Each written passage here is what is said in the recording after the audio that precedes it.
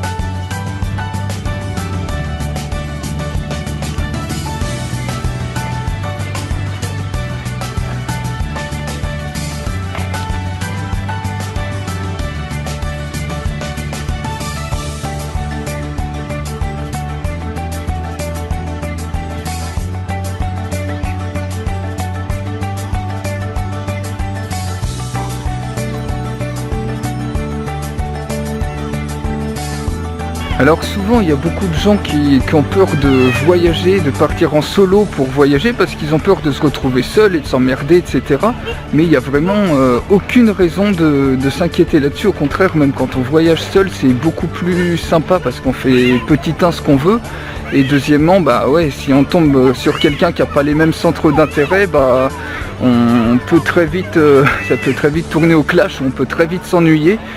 Et de la même manière, on rencontre beaucoup plus facilement des gens quand on est seul. On est beaucoup plus ouvert à la conversation que quand on est à deux. Donc ça, c'est une peur que vous devez complètement gommer. Vous pouvez être sûr quasiment que vous n'allez pas vous retrouver seul si vous voyagez en solo. Et d'autant plus avec les 5 clés que je vais vous donner maintenant. Alors la première des clés du coup c'est d'utiliser, moi j'utilise beaucoup le couchsurfing. Je ne sais pas si vous connaissez, c'est un site qui est fait pour dormir sur le canapé des gens. Alors moi je dors pas sur le canapé mais je l'utilise pour les événements. Donc il y a Events dans le site Couchsurfing et on peut s'inscrire à un événement en ligne. Par exemple, dans la plupart des villes, il y a des meetings qui sont organisés toutes les semaines. Donc c'est très facile de rejoindre cette communauté de voyageurs et de locaux qui vont vous montrer, vous faire découvrir, vous faire partager leur ville, leur pays, leur culture. Voilà, donc ça c'était la première technique. On marche un petit peu et je vous explique les autres.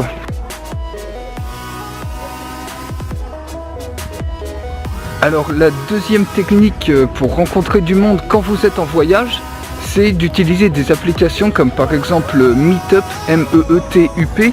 Meetup, c'est super pratique aussi. Ils organisent souvent des événements dans les différentes villes et j'ai rencontré beaucoup de voyageurs qui utilisent ce truc là. Moi personnellement je l'utilise pas, mais il y en a plein qui se servent de cette technique là. Vous voyez que le coucher de soleil il est vraiment magnifique quoi. Alors la troisième technique pour rencontrer du monde quand on voyage, c'est de louer des hostels, c'est-à-dire des auberges de jeunesse. On peut avoir par exemple des chambres avec 4 lits partagés. Souvent c'est ce que je fais, des salles où il y a 4 lits et ça coûte souvent beaucoup moins cher, comme par exemple quand j'étais à Ubud, j'ai payé 17 € pour 3 nuits, donc ça fait à peu près 5-6 € la nuit, donc c'est vraiment rien du tout et ça permet de rencontrer énormément de gens comme ça. Quatrième technique, c'est de s'inscrire directement dans ces auberges-là. Ils proposent souvent des événements, des tours en rafting, des trekking, des trucs comme ça. Donc c'est de s'inscrire aux événements qu'ils proposent et vous rencontrerez comme ça du monde. Ou même dans les hôtels ou là où vous êtes, ils proposent certainement aussi des tours organisés ou des trucs comme ça. Et ça c'est un quatrième moyen pour rencontrer du monde. Regardez, la vue elle est vraiment superbe. Alors j'ai rarement vu un coucher de soleil aussi beau que ça. Alors évidemment, bon là c'est la marée basse, je pense que c'est encore plus sympa quand il y a des vagues. Mais là c'est vraiment top quoi.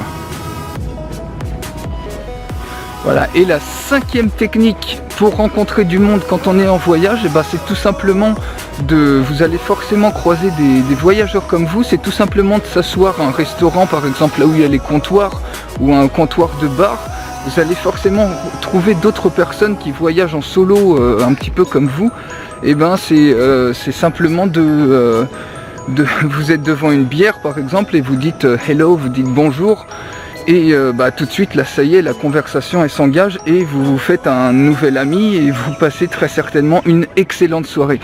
Donc voilà les amis, vous voyez, appliquez ces 5 techniques et vous n'allez plus jamais avoir peur de voyager seul. Si jamais c'est ça qui vous freinait à voyager seul, vous n'allez plus jamais avoir peur de voyager seul si vous appliquez au moins une de ces 5 techniques ou les combinez ensemble. Donc si vous avez aimé cette vidéo et ce magnifique coucher de soleil, surtout abonnez-vous à la chaîne YouTube. Demain je pars pour Jimbaran, qui est au sud de l'aéroport, au sud de Bali, et je vous emmène avec moi évidemment. Et abonnez-vous aussi à la page likez la page Facebook, et nous on se retrouve, on se quitte sur ce magnifique coucher de soleil et je vous dis à plus tard les amis, ciao.